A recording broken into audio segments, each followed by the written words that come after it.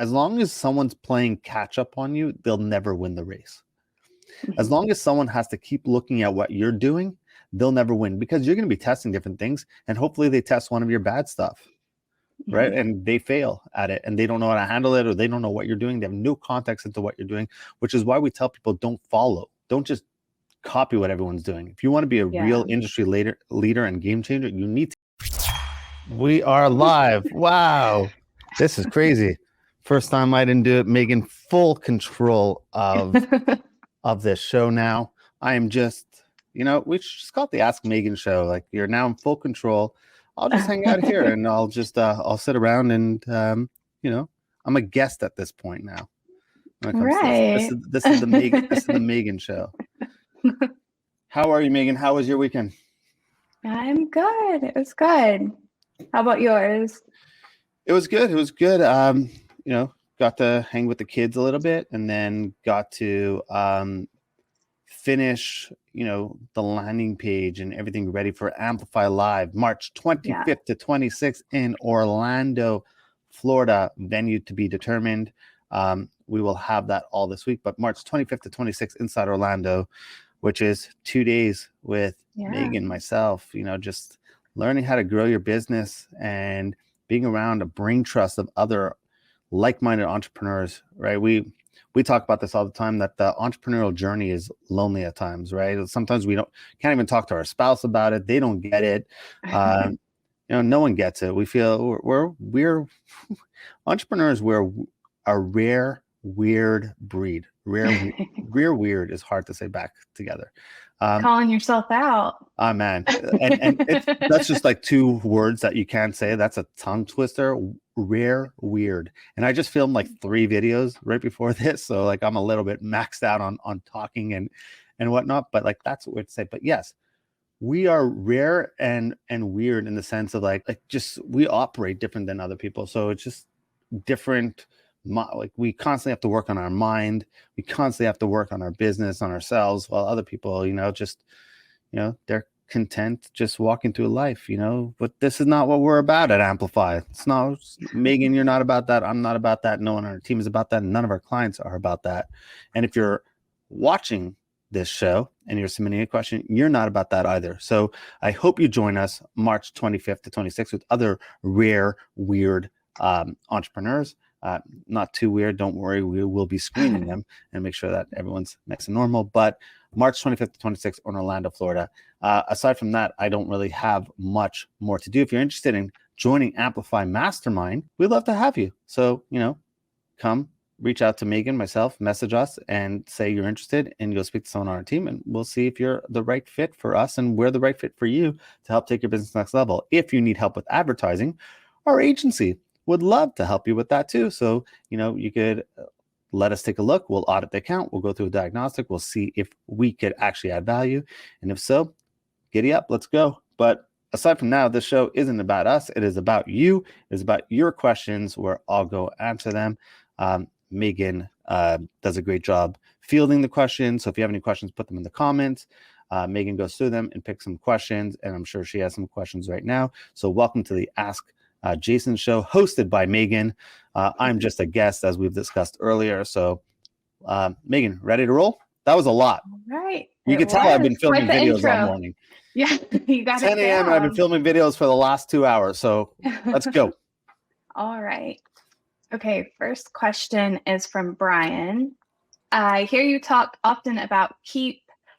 Why do you like it better than other options out there like HubSpot? It's not that it's better. It's just what we use. Like, they're all tools. All these tools work.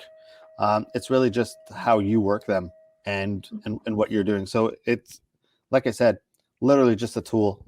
We like it. What one is, it's definitely more affordable than HubSpot. So if you're budget conscious, HubSpot is a little bit more expensive. However, we'll probably end up on HubSpot because it's just way more robust. But what I love about Keep is I love the campaign builders inside there. It's just really easy, the visual campaign builder.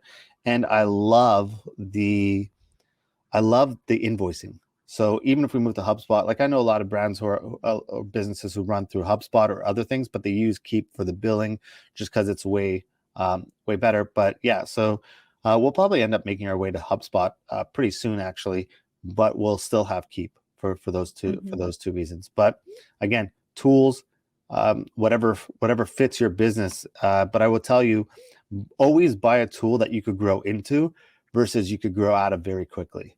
So if something's slightly more expensive, but you're like, hey, look, we're maybe 6 months from actually being able to use everything inside there, buy that one so you don't have to change everything quickly. That breaks pretty quickly on you. So buy things that you could grow into, not grow out of. Yeah, exactly.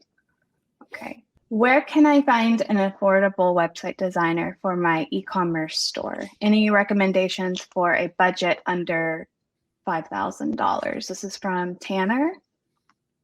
Yeah, you could probably go on like something like Upwork, for example, and just like post what you're looking for, post inside there, put the budget that you're looking for. You could reach out to us at our agency, and we could see if we could help you with that, and deliver what you want, as long as your expectations are realistic. If you're like, hey, I want to build this site with these complexities, and I want 4,000 pages in there, and I want to do it for $5,000, you're probably not going to find anyone able to do it.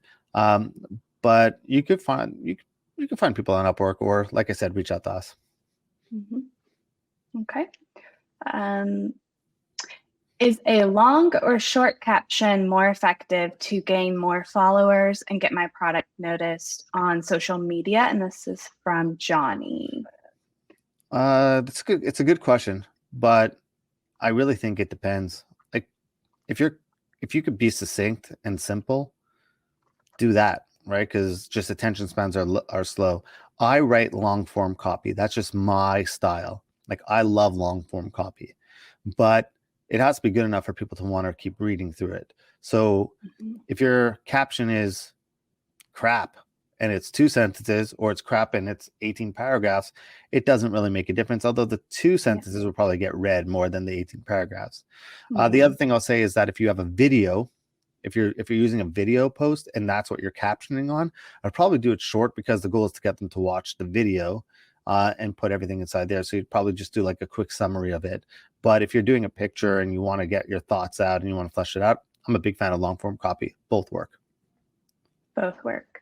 So it's not so much if it's shorter or longer, it's what, Oh, I've read copy where I wish it was like 6 paragraphs more. Like I'm like, oh man, they stopped too short. Like I'm in. It's if the copy is good and you're providing value, it really doesn't matter. People will read it. If it's like, hey, so today I woke up at 7 a.m. and I went downstairs and I got coffee and I ate breakfast. Looked at my watch. It was 7:02. Then I decided I was going to go watch SportsCenter, and then I was going to go downstairs and do a quick workout. Then I went upstairs to shop. Like, I mean, like no one's reading that. You're done, right? That's like you're like a super celebrity, and everyone just wants to know the day in the life of that person. Yeah. But if you're giving tactical value or providing value, and it's inspirational and motivational, it doesn't really matter. You could go long. Again, it's just good. It goes back to this famous quote I heard, of like when someone was talking about how long should my videos be? Should they be short or should they be long? Same style of question, right? Along the same line as this question. And someone said, we've seen movies where it's like 2.5 hours long, and we wish it was like another 2.5 hours. We're like, man, I could just watch this. We've watched shows on Netflix and binged through them, and we're like, man, I wish there were another 18 hours of this that I could just watch right now. But then we've also seen movies that were, 70 minutes long, like an hour, and so that we were going to walk out of after the first half an hour because it was just awful. So it really doesn't matter. It's the value in it and the entertainment factor. And is it good? If it's good, people will watch it. If it's bad, it doesn't really how short or how long. All right. This is from Becca. I own a baby product brand, and we've noticed that our competitor is copying our Facebook ads almost word for word, from the images to the captions. What can we do about this, if anything? Welcome to being someone of influence. Congrats. Right? That's what I'm going to say. I'm going to flip your perspective entirely of like someone who's frustrated, upset, to that. I'm going to congratulate you. and say, that's amazing. That's awesome. Good for you that you've reached that level. That is incredible, right? So I'm going to shift your entire way of thinking about it. Now I'll tell you there's two ways you could probably handle it.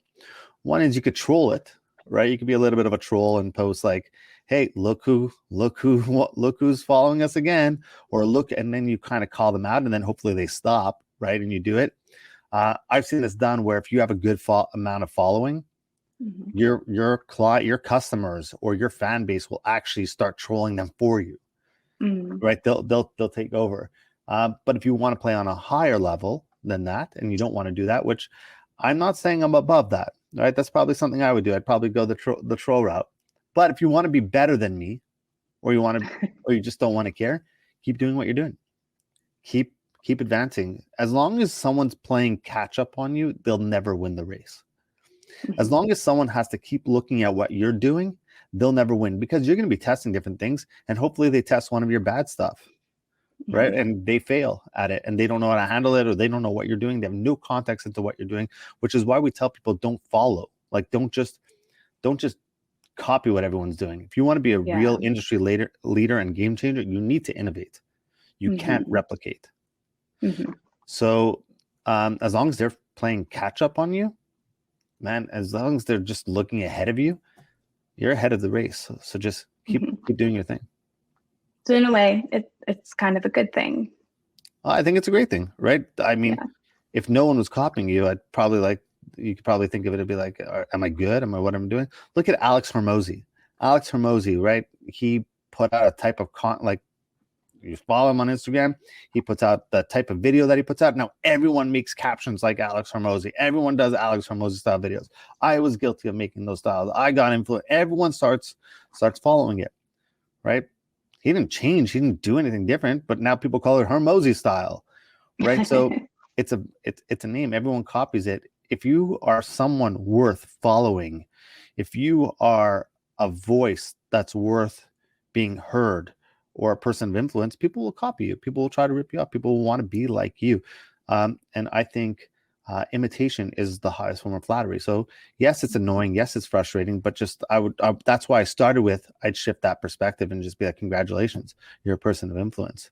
You made it to a point where people want to be like you, where your competition thinks you're so good and so far ahead of them that they need to derail their game plan and copy your game plan without even knowing what your game plan is. We're just going to copy whatever they're doing. We're just going to keep copying them. So yeah, you could troll it a little bit and have some fun, but for the most part, 100%, it's a good thing. Just keep innovating, keep doing. Okay. So my question of the week, what is your most favorite industry conference you've attended and why? Ooh. I have no idea what you might say. I don't know. So my answer will surprise you, but for a different reason. I've actually gone to Grant Cardone's GrowthCon, and say what you want about Grant Cardone, say what you want about it. It's not that I went there and it's like, oh my God, I left so motivated, and I left here, or like attending a Tony Robbins seminar where I felt so motivated and oh man, it changed my business. No. So I said, for a different reason, the man knows how to put on an event. Like, he knows how to do, like Tom Brady showing up, like all these speakers, like top quality speakers, like biggest names, right? Like I'm talking like huge names. Like I think Trump spoke at one of them at one point. I wasn't at that one. Trump spoke at one of them. They had Scooter Braun, who managed Justin Bieber. He spoke at one of them. Kevin Hart spoke at it. Like, I mean, John Travolta, like the guy puts on crazy events. So just for that, it's fun to attend. So if forget what you think about him or whatever you want, I actually happen to think good things about him. I'm not a hater on that. I think he's actually done a lot of good. And when you reach that level and you have that arrogance and that fun cockiness to it, like everyone's going to hate on you a little bit. But if you could actually just go and you want to experience like what it means for someone to truly invest in putting on a giant event, plus his team walks around like sales, like animals. They'll walk around to everyone and try to get people to sign up and buy something, right? So like they're like vultures, but like if it was my business, I'd want them doing the same thing, right? So Yeah. I've attended other seminars or other conferences where it's like, oh yeah, I learned a bunch of stuff and it was interesting. But if you want to talk about how to entertain a crowd and give back to your people and put on an amazing event, man, no one, I don't think anyone does it as good as Grant. So for that reason, I would say GrowthCon. Okay, cool. Doesn't mean I'm going back every year, but I mean, yeah. fun to attend at least once. Sounds like it. Okay. Well, that's all our questions for this week. Cool. Well, see you guys next week. Again, Amplify Live, March 25th to 26th in Orlando, Florida. Come join us. Super early bird tickets go on sale today. We will be releasing those shortly. And trust me, buy it, because I think I may have made a mistake. I think I discounted this too heavily, but I'm stuck. I'm not going back and changing the landing pages right now. But man, did I put this on as a steal? So if just buy as many as you can. But yeah, hope to see you in Orlando. But Megan, as always, thank you, and we will see you all next week. Okay, bye.